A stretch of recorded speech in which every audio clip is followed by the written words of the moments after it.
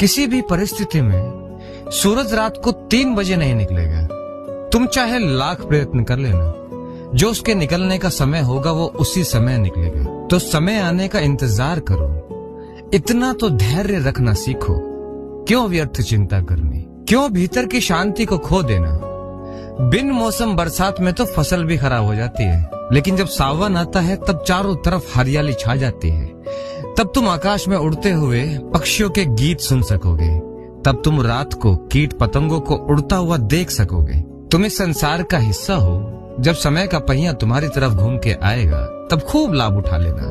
जो इच्छाएं रखी होंगी उन्हें जी लेना। और याद रखना, संसार में रहते हुए संसार के सुखों को भोगने के लिए कभी देर नहीं होती। बल्कि ये तुम्हें अनुभव से बताता हूँ कि जितना देर से तुम्हें जब चीज मिलती है तो उसका मूल्य उतना ही तुम्हें समझ आता है। वरना कई बार बिन मौसम बरसात की तरह चीजें तुम्हारे हिस्से में आती है तो तुम्हें लगता है कि हम इसके हकदार हैं, और वही हक तुम्हें अहंकार से भर देता है। तुमने कहावत भी सुनी होगी, जब बिना मौसम के बरसात होती है तो लोग कहते हैं कि कहीं गीदड़ की शादी हो रही होगी। क्या अर्थ है इस बात का कि गीदड़ उस बिन मौसम की बरसात को सावन समझकर खूब ढोल पीट पीट कर जश्न मनाता है। वो समझता है कि दुनिया तो बेवकूफ है, दुनिया से पहले ही मैं इस बरसात का आनंद उठा लूं और फिर सावन निकल जाएगा तो कोई उसका लुत्फ नहीं उठा पाएगा। वो सबको चिढ़ाता है, पर वो बिन मौसम की बरसात तो क्षण भर की होती है, माया की तरह आती है और तुरंत चली जाती है। फिर वही गीदड़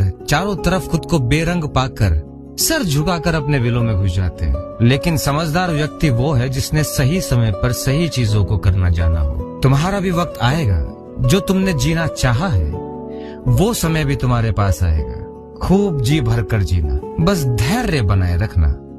फिर जो प्रीत कराए वही प्रियतम हो जाए।